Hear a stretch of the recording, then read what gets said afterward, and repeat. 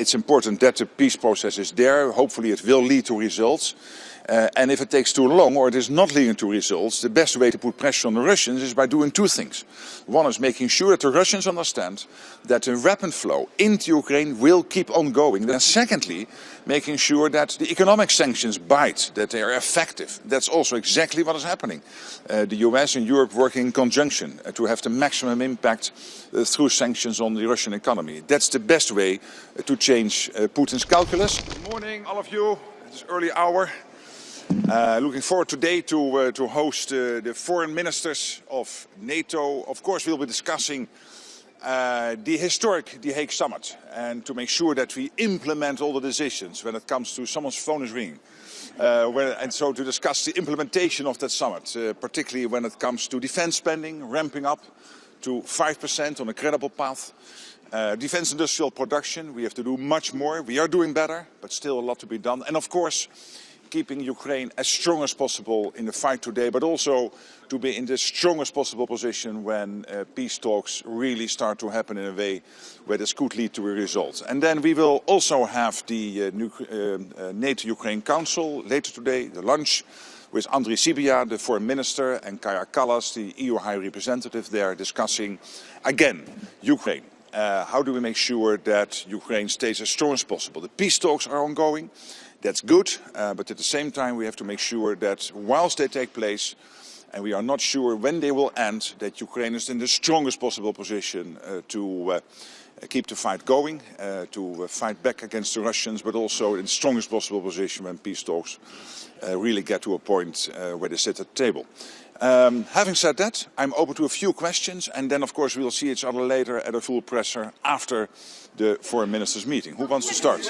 One at a time. Yes. Yesterday Putin was threatening Europe with war again. So what would be your message for him today after these threats? I'm not going to react to every thing Putin is saying. We have seen him in military clothes, dressed like a soldier at the front, but not at the front. It was quite far from the front the day before yesterday, so no, I'm not going to react to everything. New pledges, new pearl pledges by Norway, the Netherlands, Germany. Yes, well, that's really great news. So a lot of pledges have come in, and I hope I can make a few announcements later today. Pledges made today.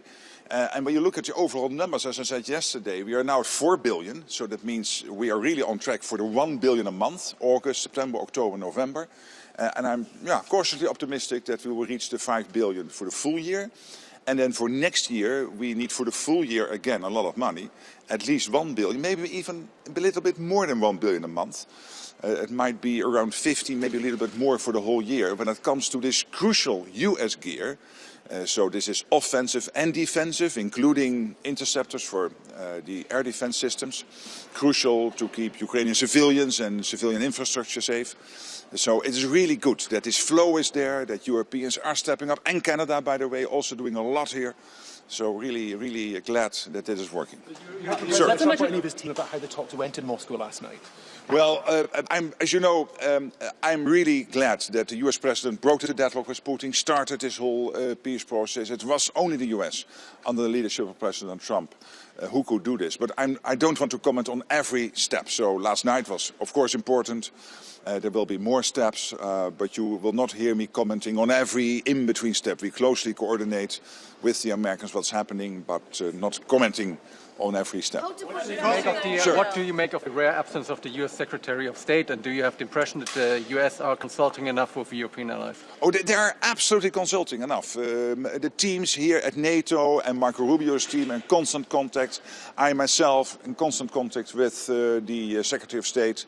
Of course, he is working very hard when it comes to the peace process on Ukraine, but also when it comes to Sudan, Gaza, and all the other issues the Americans are working on. So I find it totally acceptable that he is not here.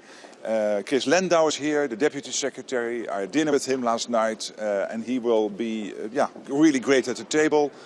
So let's not look into more than anything there's there. Mr. Secretary General, how would you Comment on corruption. Bit louder, bit louder. Corruption cases and scandals in Ukraine. Kaja Kallas this week said that trust is important, even important during war times, but nothing should tint the European way of Ukraine. So what is your position about it? No, I mean, I commented before that, of course, when corruption takes place, that it is important, and these corruption cases emerge, that the Ukrainians deal with it. And they are dealing with it. I think the Ukrainian president is taking all the necessary steps to root out corruption. Please, how to push Russia to compromise something during these peace negotiations? And does these peace negotiations even make sense because Russia doesn't want to compromise anything? Again, the process is taking place. We had successful meetings in Geneva and in Miami between the American and Ukrainian teams. Last night there was the meeting in Moscow. Again, I'm not going to comment on every step on the way. It's important that the peace process is there. Hopefully it will lead to results. And if it takes too long or it is not leading to results, the best way to put pressure on the Russians is by doing two things. One is making sure that the Russians understand that the weapon flow into Ukraine will keep on going. That's exactly what's happening today, thanks to the US, thanks to the Europeans. US sending its crucial gear to Ukraine, paid for by Canada and European allies, but also Europe and Canada doing a lot bilaterally. And secondly, making sure that the economic sanctions bite, that they are effective. That's also exactly what is happening.